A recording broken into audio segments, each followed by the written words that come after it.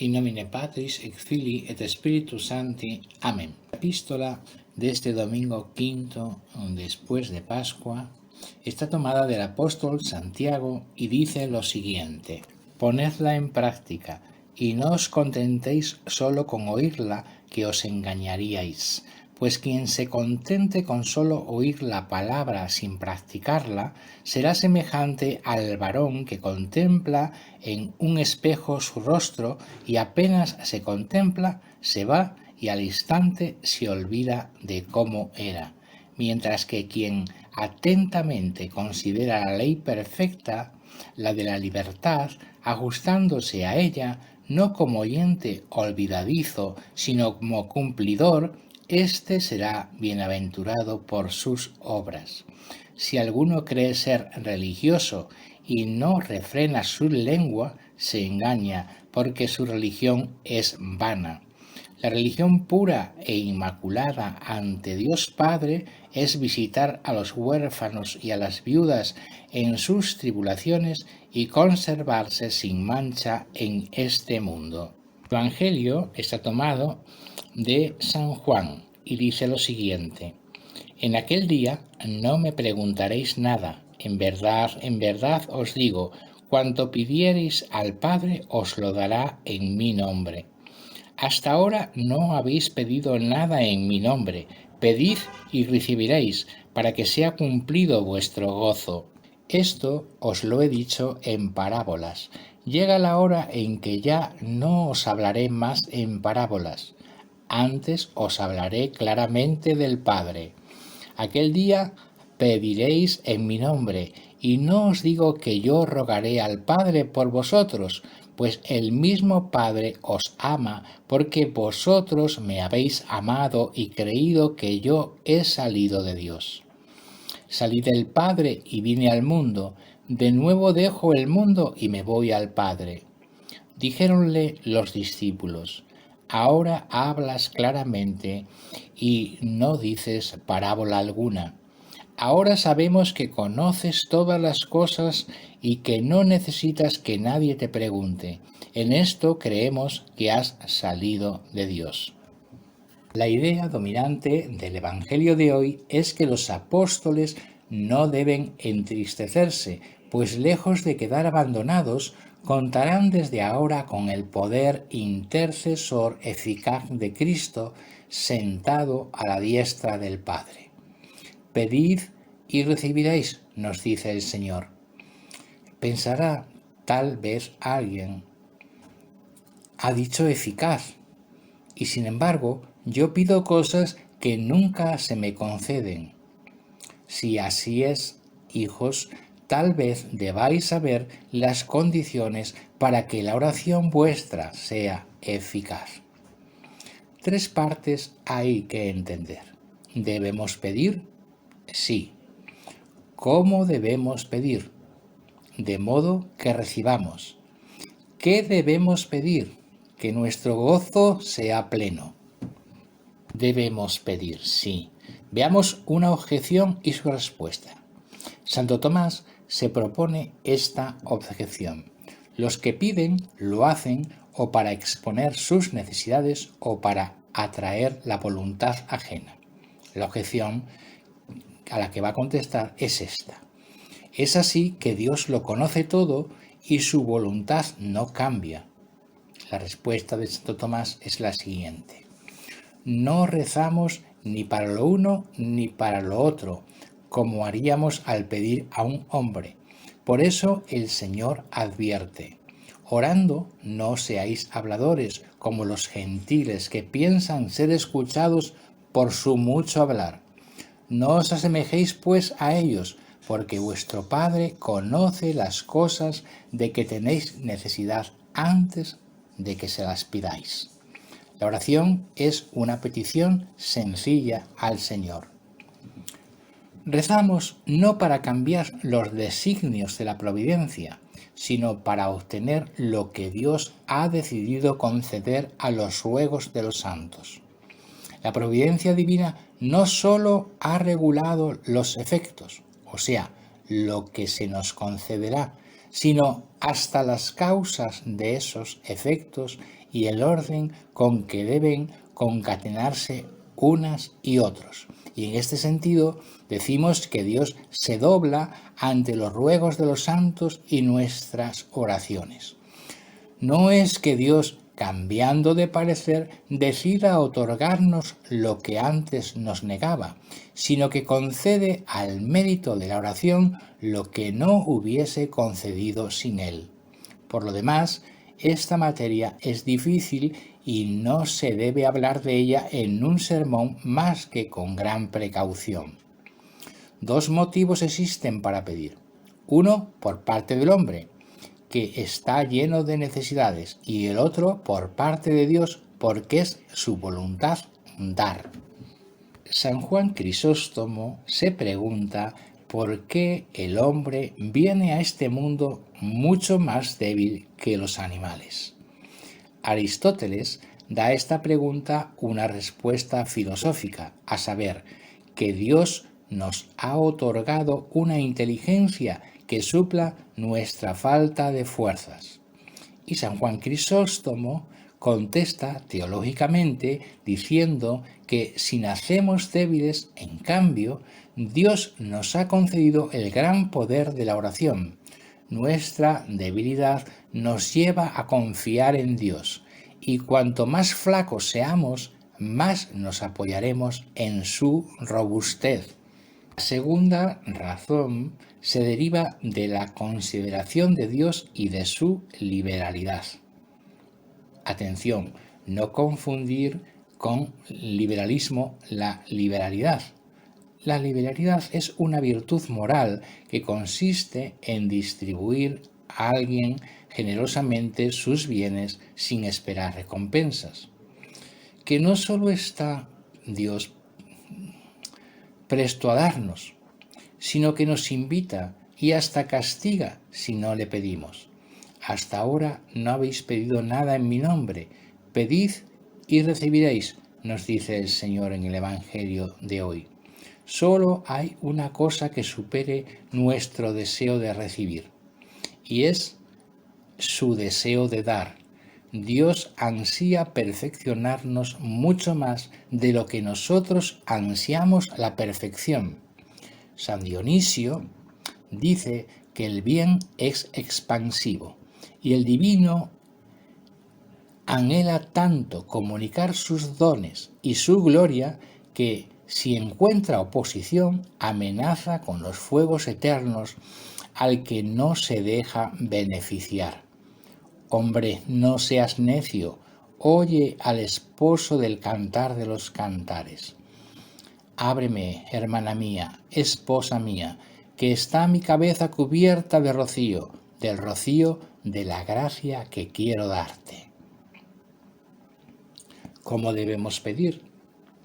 De tal modo que nuestra oración sea eficaz, lo cual depende del objeto que pidamos en primer lugar. Debemos pedir algo, claro está, es Dios. Pidamos, por lo tanto, bienes espirituales. Es eterno, pidamos los eternos. Si pides bienes temporales, no pides nada. Pudiendo pedir el cielo por toda la eternidad, ¿pides solo bienes efímeros que se desvanecen y pasan?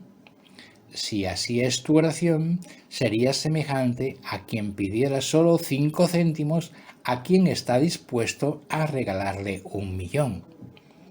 Santiago dice que si no recibimos es porque pedimos mal. Y pedimos mal cuando solicitamos cosas contrarias a nuestra salvación, en cuyo caso nos niega con su misericordia lo que, si nos diese, sería efecto de su ira.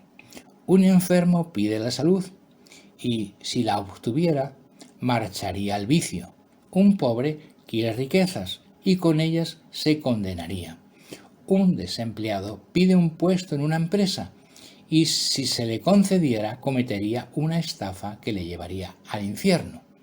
Si Dios les oyese, sería un efecto de su ira. El salmista dijo: los abandoné en su obstinado corazón. El Salmo 80. Y en otro lugar, les dio lo que ardientemente deseaban, pero mandó la podredumbre a sus entrañas. El Salmo 105. Se entregaron a un deseo desordenado en el desierto y tentaron a Dios en la soledad. Y Él les dio lo que pidieron, mas envió mortandad sobre ellos. Mismo Salmo. En consecuencia, debemos pedir de un modo absoluto los bienes espirituales y solo condicionalmente los otros bienes, como el talento, la ciencia, etc., en cuanto a Dios le plazca y si son útiles para nuestra salvación. Los bienes temporales nos está permitido pedirlos tan solo para subvenir a nuestras necesidades. San Pablo, apóstol y por tanto del número de aquellos a quienes se le habían dirigido las palabras del Evangelio de hoy, pidió por 3 veces al Señor que le librase del aguijón de la carne y sin embargo no lo consiguió por no serle provechoso. Muchas veces se nos niega una gracia y se nos concede, como en este caso a San Pablo, otra mayor. Esto es en estado de gracia para poder ser hijos de Dios.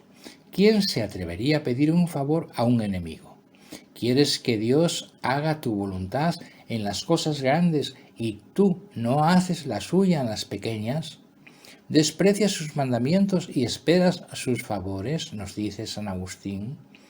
Dios no escucha a los pecadores cuando le piden favores terrenos, pero si le piden la salvación, no rechaza nunca un corazón contrito y humillado, como leemos en el Salmo 150. El Señor resume toda esta doctrina con estas palabras: si permanecéis en mí y mis palabras permanecen en vosotros, pedid lo que quisiereis y se os dará.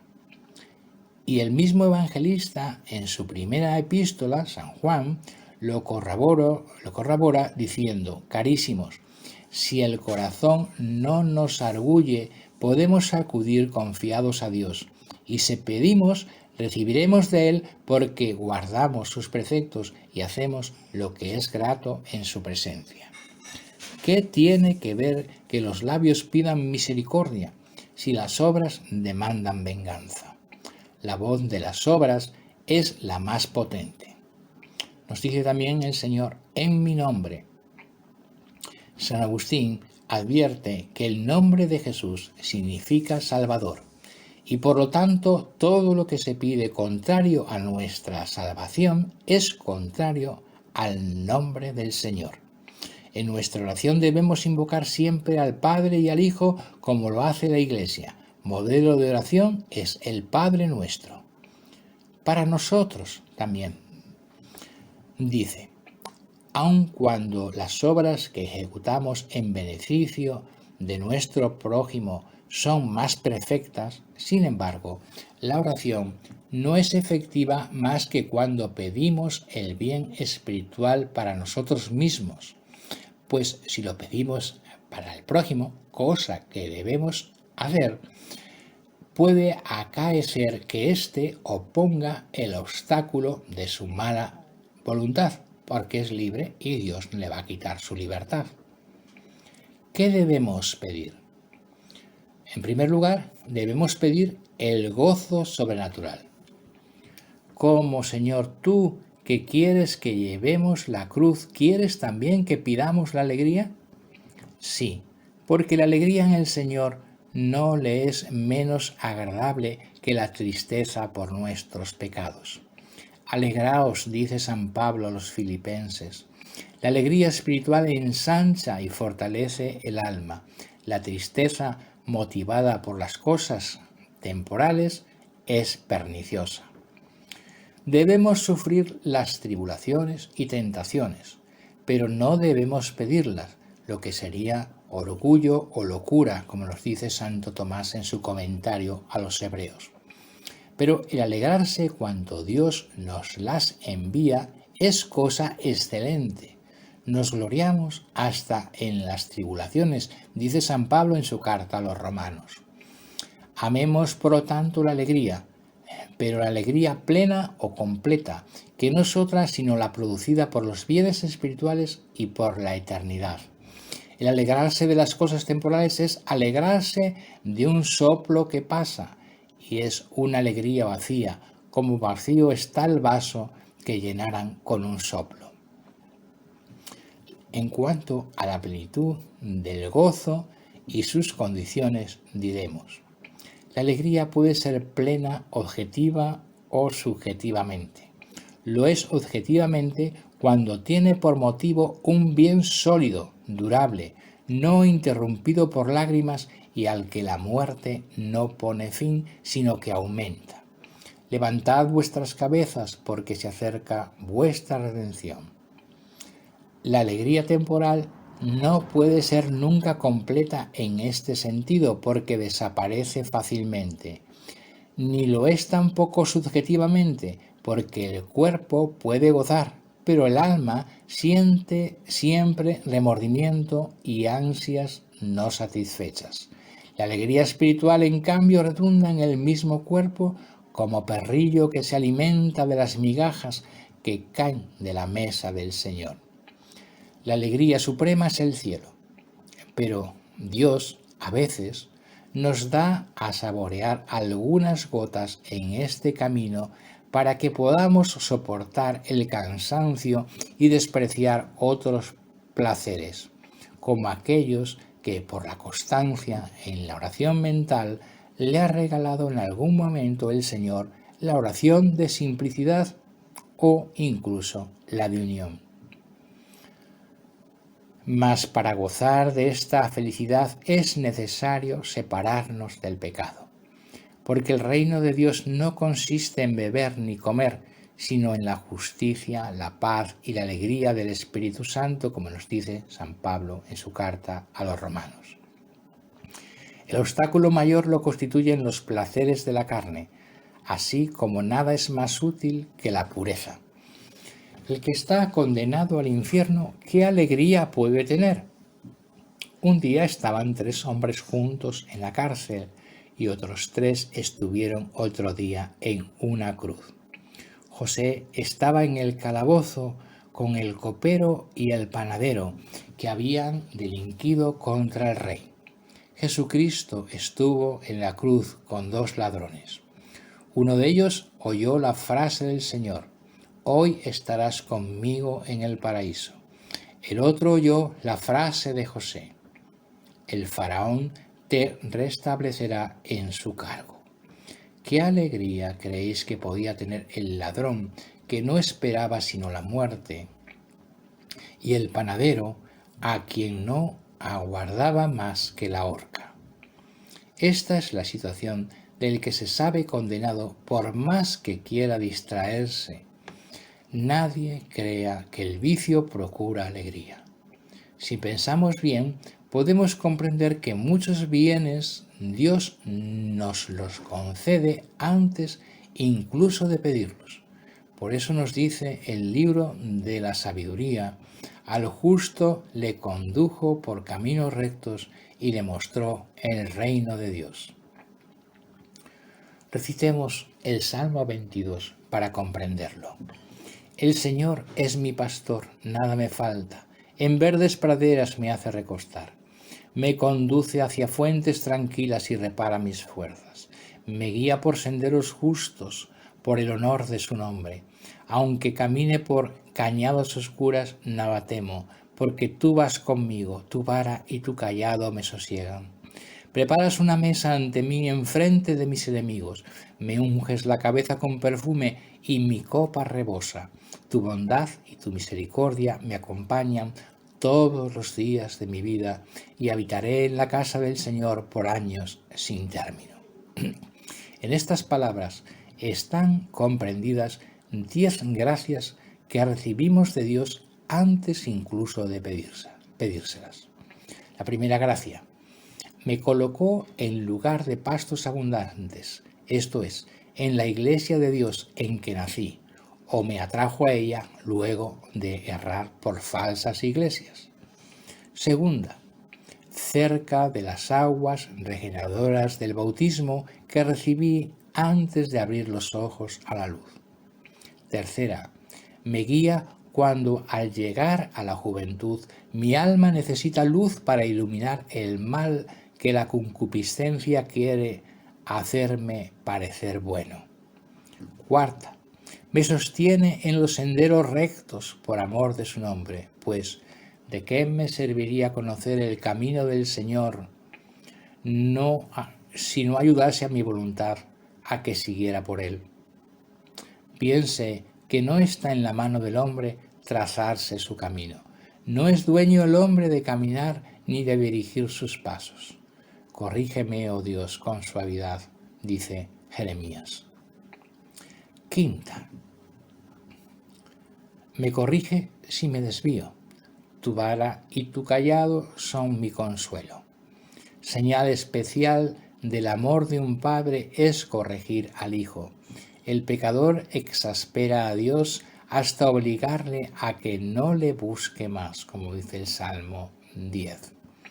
Nada más desgraciado de que la felicidad del pecador a quien Dios ya no quiere castigar. Sexta, pone ante mí una mesa con la reflexión de la doctrina, la escritura y el mismo cuerpo de Cristo. Séptima, nos da la devoción que fortalece nuestro corazón para el cumplimiento de obras buenas. Has derramado profusamente el óleo y mi cáliz rebosa, dice el Salmo 22. El que confía en Dios renueva sus fuerzas y echa alas como de águila y vuela velozmente sin cansarse y corre sin fatigarse, dice Isaías en el capítulo 40. Octava, éxtasis de algunos privilegiados, la mayor gracia que puede desear el hombre en esta vida, el cáliz que rebosa. Hay algunas gracias recibidas, incluso que son desconocidas del mismo que la recibe. La novena, por ejemplo. La misericordia de Dios que descansa sobre aquellos que le aman, como dice la sabiduría. Solo bondad y benevolencia me acompañan todos los días de mi vida. Salmo 22. Oh dulce Jesús, cuántas gracias hemos recibido de ti sin saberlo siquiera. Marchábamos por el camino, dormidos quizá, e ibas quitando las piedras donde pudiéramos tropezar. Placeres que amargaste, flores que secaste, yo te doy gracias por tantos obstáculos como has puesto en mi camino y que me impidieron llegar a donde yo marchaba. Tú me escogiste en la eternidad. Me colocaste en la iglesia, me lavaste en las aguas bautismales y todas estas misericordias fueron delante de mí. Me perdonaste los pecados, me ayudaste a levantarme y llenaste mi deseo y estas misericordias me seguían. Décima, la misericordia mayor de todas. Estaré en la casa de Yahvé, estaré en la gloria. ¿Resistiré una voluntad de Dios tan decidida a mi favor? Los ganados reconocen la razón en el pastorcillo que los guarda y obedecen. ¿Serán superiores a mí, que no quiero admitir la razón y bondad del Dios que me pastorea? No tendrás que pedir al Padre. Basta con que me améis, porque el Padre os atenderá por amor a mí. El beato Ávila desgrana en su Audifilia pensamientos que pueden desenvolverse fecundamente. Cristo ora por nosotros. El Padre nos lo da todo por Cristo. El amor de Dios al hombre. No estamos llenos todos de pecados. Por tanto, ¿por qué no orar continuamente? Todos cometemos pecados diarios. Por eso dice San Juan Crisóstomo: así, aun prescindiendo de otros pecados vuestros, voy a mostraros los que habéis cometido hoy, y eso que ignoro lo que cada uno de vosotros ha podido hacer. Sin embargo, es tanta la multitud de los delitos que hasta aquel que no los escudriña todos escrupulosamente puede saber muchos de ellos. ¿Quién de nosotros no ha tenido desidia en la oración hoy? ¿Quién no está engreído por la soberbia? ¿A quién no le mueve el airecillo de la vanagloria? ¿Quién no ha injuriado a su hermano? ¿Quién no ha admitido la maligna concupiscencia o mirado con ojos deshonestos? ¿Quién no se ha acordado de su enemigo con pasión de ánimo y ha hecho que se ensoberbezca su corazón? ¿Quién no ha sentido envidia al contemplar los prósperos sucesos de su adversario o no se ha alegrado con los adversos? Si pues, aun siendo buenos, nos hacemos en breve tiempo reos de tantos males, ¿qué castigos no mereceremos cuando salgamos de aquí? Si tantas olas nos agitan en el puerto, ¿creemos que podremos conocernos a nosotros mismos cuando salgamos a aquel golfo de males, esto es, a la plaza, a los negocios urbanos y a los cuidados domésticos? Sin embargo, Dios nos ha dado un medio fácil y compendioso de alcanzar el perdón de tantos y tan grandes pecados. Porque, ¿qué trabajo cuesta perdonar a nuestro hermano que nos ha ofendido? Ninguno. Al paso que continuar enemistades con él es causa de grandes disgustos. Porque verse libres de la ira de gran sosiego al ánimo, y ello es sumamente fácil al que lo quiere. No se precisa para ello ni surcar los mares, ni hacer una larga y penosa peregrinación, ni subir a la cumbre de los montes, ni hacer grandes sacrificios pecuniarios o corporales, sino que basta con querer, e inmediatamente orar, y se borran todos los pecados.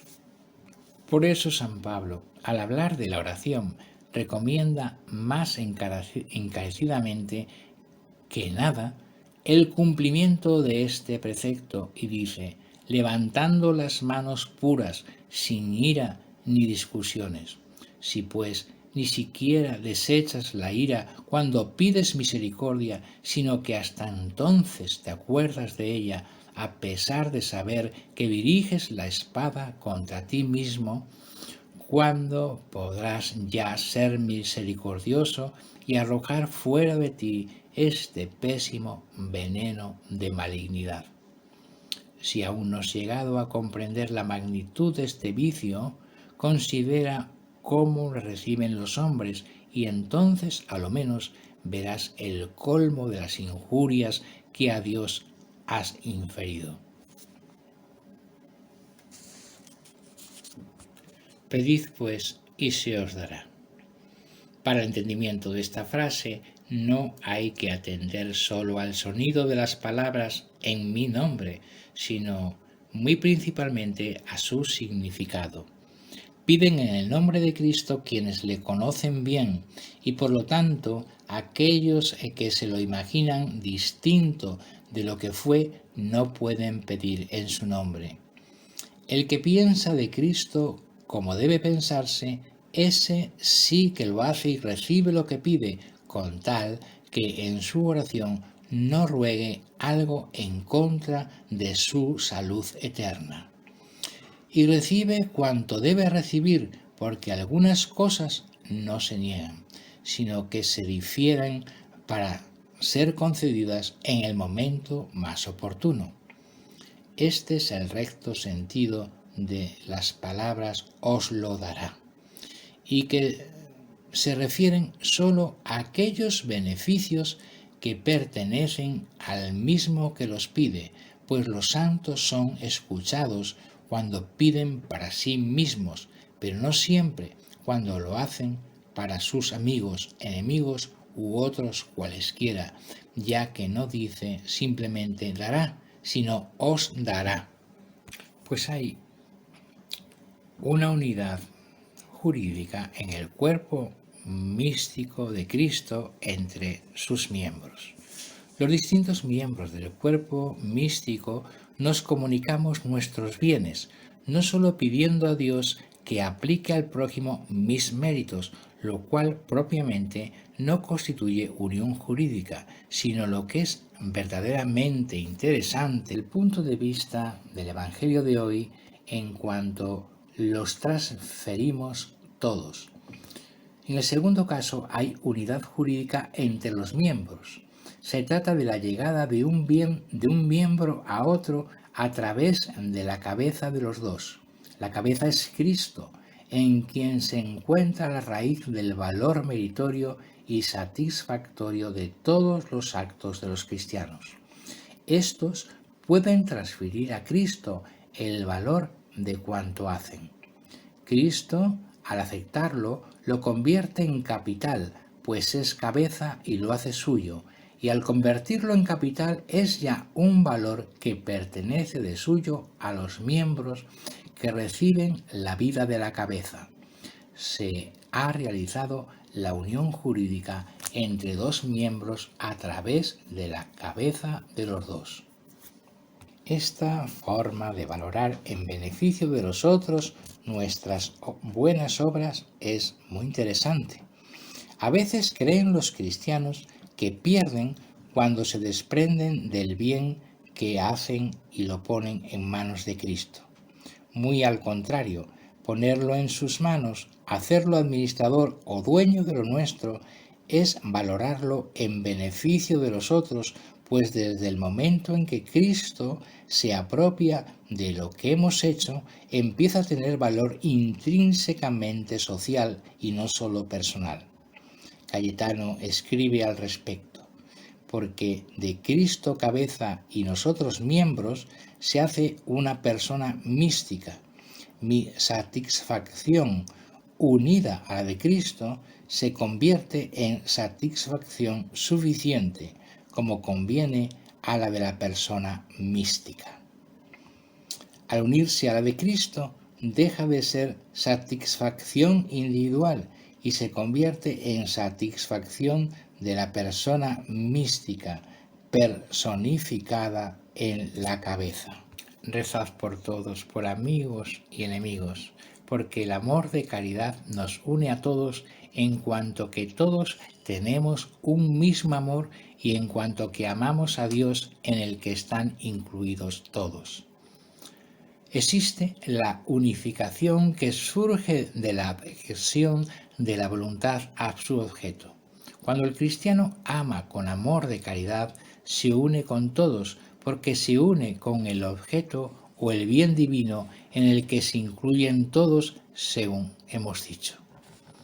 ¿Cuántas veces se dice, y con cuánta razón, que el amor es esencialmente unitivo, que es porque une al amante con el amado, en este caso a Cristo, que es el amante, y nosotros, que somos los amados, o cada uno de nosotros, que es también el amante, y a Cristo y los demás cristianos, que son los amados.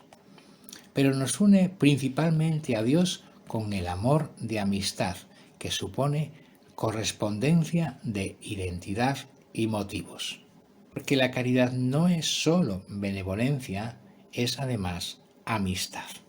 Gran regalo de Dios, el de la oración, por la cual podemos ejercer con gran intensidad esa caridad que nos une a Dios y por Dios a los demás.